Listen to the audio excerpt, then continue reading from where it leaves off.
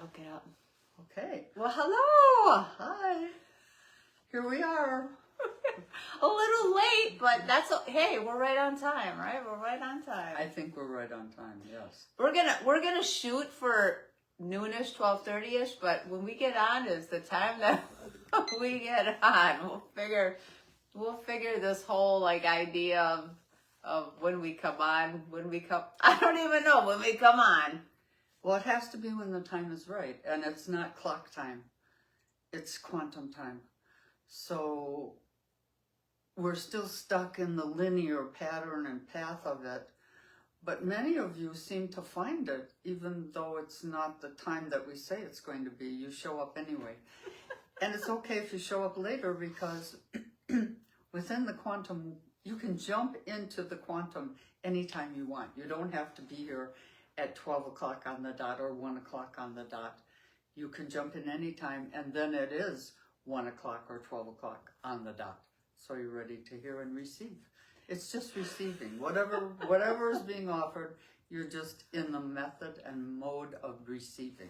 That's all you have to do. Truthfully, the reality time, the idea of reality has already shifted. That's why to many it seems bizarre, unusual, weird. Like, what's going on here? It's shifting in all sorts of different ways, and it requires different layers of consciousness to do the shift. Like, the shift of reality doesn't just come from one group of people that we seem to think is like, okay, we're all united, or we're all in perfect harmony. No, reality requires different rays, different frequencies to be able to move and work together. But it's doing its best to align in the frequency that is of today. So everyone is doing their part. And I found it interesting because the Q was talking about family issues that I'll let Shirley talk about. So this is like highlighting what's in the energy that we're trying to align in our own frequency today. Yeah, I don't really have a whole lot, because I did it at the last minute. Usually I do it when I wake up, when I get up in the morning. I start our session, our healing session for the day. But today I had some own kind of family issues that I needed to deal with. And so I didn't have time to do it until just a few moments ago. So it was just a really fast, and I put it on what I call autopilot, and I just clicked a few buttons and checked a few things. And what seemed to stand out to me was family relationships, some of them being long-standing, and important to realize that family doesn't have to be blood family. It can be friend family. It can maybe be your work family. There are a lot of, or your peer group professionally, or it could be a group if you're in a communal living situation or in an apartment building, as I am. All the people in there and the relationships that you have with all of them, that's what it's taking a look at. And in addition to that, as it seems invariably, we always end up at core beliefs and acquired beliefs.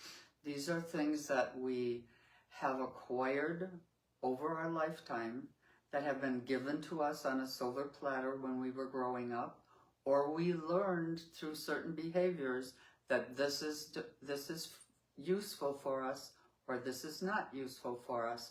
And we continue operating on that same principle when it no longer serves us and it's no longer necessary.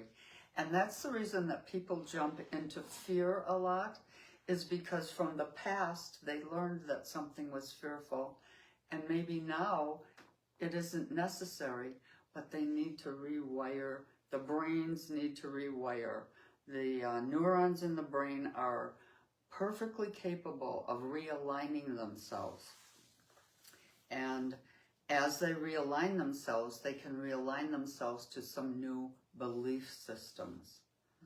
So, and that's possible if you open yourself up to that, and you do that through moving your body physically, because the brain is part of the body and the mental thoughts that you have are also part of the body. So doing anything physical like breathing and moving the body and feeding the body healthy things and meditating and sitting in stillness or just going for a walk, sitting in the sun, all of those things help the neurons in your brain be more receptive to changes that you would like to see in your life. And changing and reality. That's another big piece. And here's another thing that has been popping. Like, I've had some relational issues with my son, and thinking about like how I've been navigating through that, where it's been important for me to be very thoughtful about what matters to me too, as well as what matters for the relationship and what matters for maybe the higher understanding of what's going on, since I have an understanding of some sort from that perspective. So I noticed that it required me to slow my reality down, so I could so I could navigate through. And that meant like navigating through some very uncomfortable feelings, and then figuring out what's okay for me to feel that discomfort, and I don't have to do anything about it other than just feel it. And what is like maybe some of that discomforting, saying, nope, maybe try to go over here because it might feel better over there. But that's the other thing when we're thinking about family relationships. We often are trying to do so much or not do it all, avoid it all, because we don't want to feel. So when I think about shifting ourselves into a reality that we wish to exist in, really we have the idea of that we think first and we feel second. I feel like we have it inverted. It's backwards. And I encourage you, if in this reality, we need to have a start and finish. We just do. Now, in the bigger realm of it all, in the bigger energy field, there's no such thing. But our brains are wired to think of the beginning and the end. So what I encourage you to do when you're thinking about any type of conflict that is related to like a family type situation or relationship that you have, is to think first with your feelings. Allow your body to tell you something.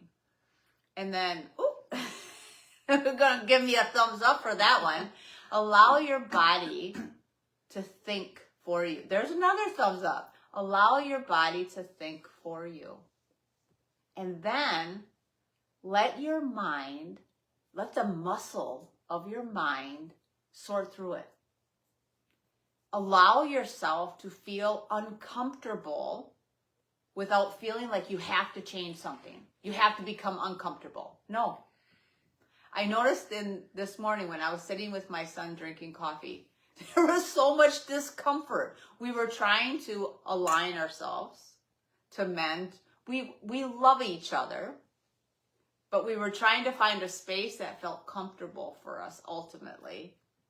In doing so, how we did that is we sat in our discomfort with each other and we allowed it to be without judging it. Outside of unless something really big happened that was asking us to navigate differently. But I feel like this morning with coffee with my son was really allowing myself to be okay with feeling uncomfortable. And then loving him still and knowing that he loves me. And if you think about the process of breaking down and getting to the core, like pulling that plug, that hair, that goo that's inside the drain of the tub, pulling that out is like allowing yourself to just be there for a second. Usually things that are problems resolve themselves when we just allow it to be. When we're trying to dance around and do all this different stuff or avoid it, that's what it creates the brew for it. So what are you doing today that maybe you have some type of, like, however you think of family, you're having some conflict or some discomfort, something's not quite, it's disconjoined. What are you doing to just allow yourself, or can you consider to just allow yourself to just feel uncomfortable with it? Just to feel that. Is there something today that you can do that with? Just sit with it and see how that goes. And don't try to resolve it today. Just allow yourself some time and space to sit with it.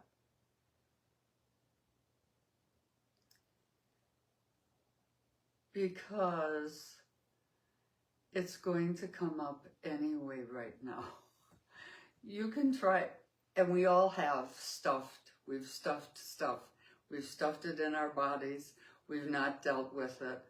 And when we're dealing with our feelings, those are our emotions, and we're stuffing them in different places in our body, they usually get overloaded somewhere, and that's where we end up having arthritis, some kind of issue, some dis-ease in the body. Those are all feelings that we haven't acknowledged, which weren't politically proper to do in years past. But now the doors have opened, and acknowledging that we at least have those feelings instead of saying, oh, I'm fine, everything's fine, nothing's wrong, there's nothing going on in my life, everything's perfect, hunky-dory. You don't have to share that with everyone, what's going on in your life, but at least begin admitting to yourself what's going on in your life instead of stuffing it. Because the days of stuffing it are over. You cannot take your suitcases or your backpacks with you where we're going into these new dimensions in this ascension process. It's necessary for you to leave all that behind. And that's why core beliefs and acquired beliefs keep coming up, because that's where we get a lot of these things from. And they're intimately tied to our emotions and our feelings. And so being able to at least admit to ourselves, I'm not 100%. I'm feeling a little disappointed. I'm wishing things were different. And then you can proceed to go about figuring out how to make that happen for yourself. And there are tools that you have and tools that you can use to help yourself along the way. But a lot of times, when we are so afraid to confront someone with how we feel, when we actually do it, we discover that they say, well, I knew that all along. I knew that all the time. Why weren't you honest with me? Mm-hmm. And we discover that all of the agony and all of the stuff that we stored, it was unnecessary. We created our own pain. And so now we can let it go. So well, and think about that. Think about if we think we know the inside edition on someone else, like trying to hold it in or we can be like, oh, I know what's going on with that person. Mm-hmm. You don't think other people know what's going on with you when you're not expressing you? And here's the other thing, like, we may think that we're trying to move in these higher dimensional spaces or realities, and on some level, that is true. The expansion does take some time, but we are encouraged to think like your reality that you're ever shifting is right now. So the more that you allow yourself to flow, the more that you allow yourself to move into what truly is going on inside of you, because that's where the realities are, inside here, so that it can be projected. You can shift your reality in the day. We are constantly shifting in and out of, like, I guess what you could say, dimensional spaces. I mean, maybe there's certain sets of dimensional spaces that are chunked together in this type of reality, but you're shifting in and out all the time. And right now, the energy is ripe to be the creator thereof it, to be more conscious of what it is that you want, what it is that you're creating. But remember, your wand, which is your body, which is your words, which is your heart, which is your mind, has to be cleared into what's considered like a 5D energy, which is not shame-based. So, where are you at with that? Boy, you're doing some tough talk this morning. Well, that's what I've been talking to myself about. It's like, you know what? The time is done when we're sitting around like considering like what we want to do, what we do. The time is now. Act now. Act now. It's coming. You know what? It's already started. So if you allow yourself to kind of settle into some uncomfortable spaces, that's where the true expansion happens. It's in those places, not when you're all like, wee, high up here having a great old time. Eventually, hopefully, we get to this wee time, But you know, another thing when you say settle into those uncomfortable spaces, I have gone through periods in my life with extreme highs and extreme lows. So I tend to not want to go into those extreme lows. And what I have found most useful for myself is when I can stay as an observer of what's going on in my life, an observer of the situations, an observer of, this is me here and I'm not so happy, but I'm here, I'm just watching that instead of allowing myself to dip into that arena that sometimes can last longer. Because when you say taking a look at this and acknowledging it, it doesn't have to be for a long period of time. It can just be, oh yeah, I see that, and you go on. You don't have to dip down and stay there. You just acknowledge that, well, that wasn't the best way I could have handled that, or I wish they had done it a little differently, but that's the way it is. And then you move on to the next thing. You don't hold it in your heart, and you don't keep it in your body either. But sometimes, Shirley, you gotta dip in there. Sometimes it's time to clean the plug out, and you gotta dip in there, knowing that you can move up and out again and become the observer. And when I think about, I remember I had a hard time when I first started hearing about the idea of being the observer. Like, I'd be like, what are you guys talking about, the observer? You be the observer when you're upset. But to me, how it helped me connect with that was that when I would get really upset, I would say, you know what? I have choice here. I have choice here.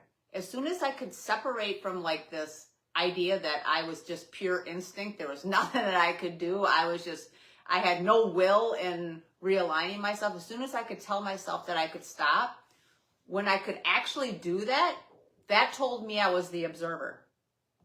Because it meant that I had to be somehow outside of this stir.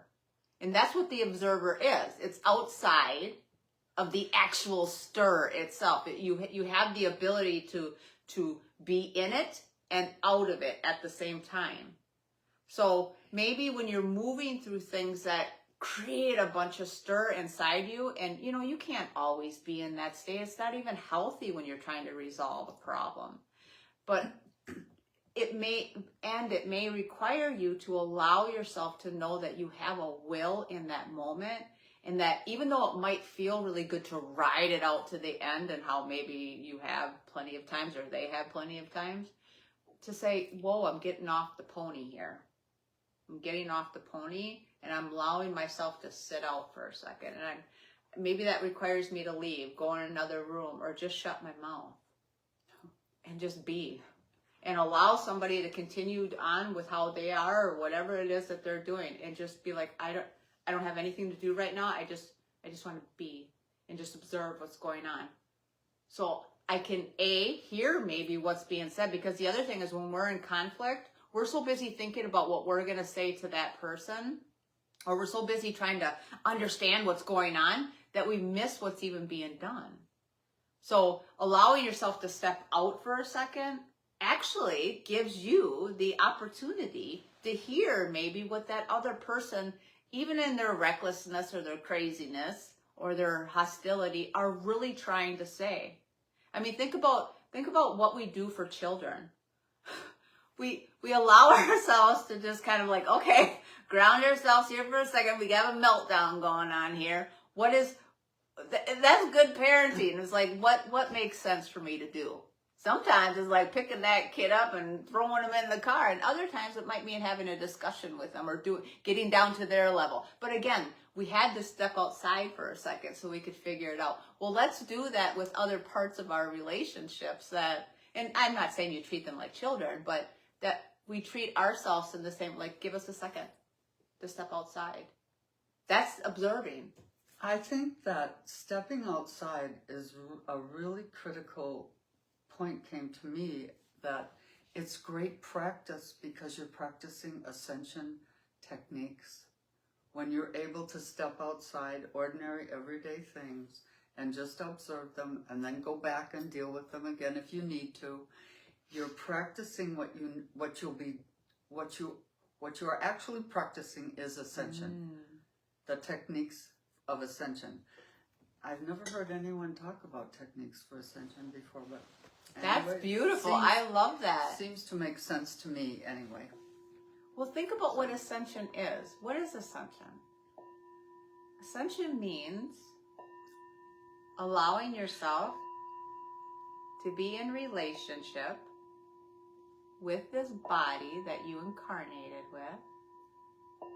with this personality that you chose and then was by nature and nurture created.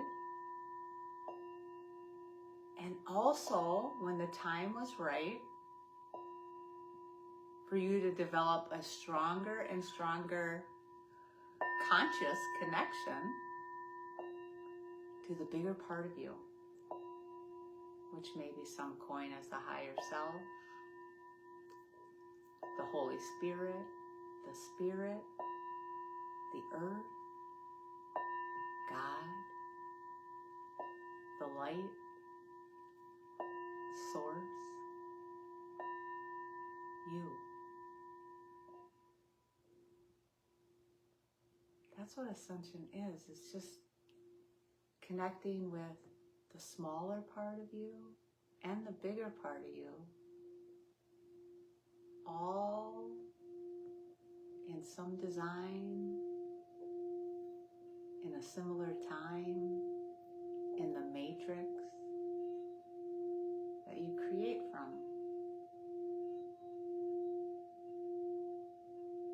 In a large technique of ascension is sound.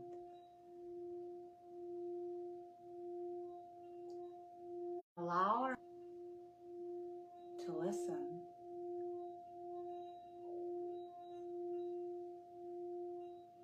to our bodies, then we can begin to settle into a space of grace with our breath.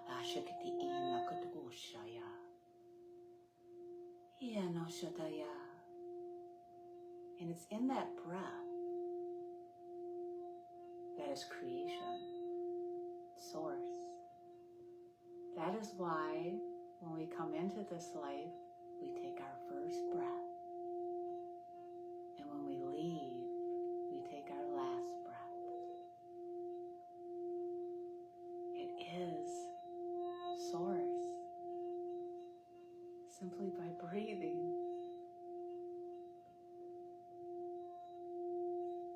So everyone has that. How do you use yours? When it comes to living your best life, feeling, sensing,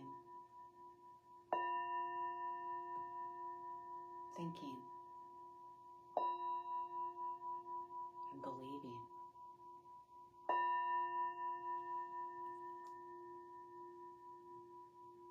Now I want you to take a deep breath through your nose and release through your mouth.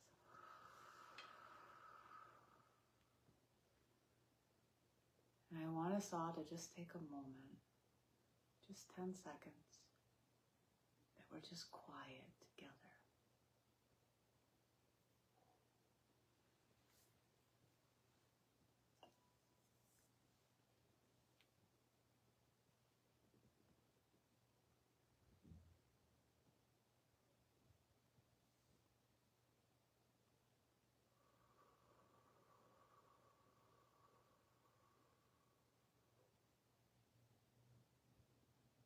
And I want you to ask,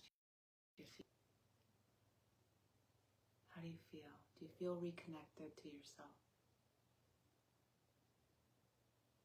This is connection. This is ascension right now.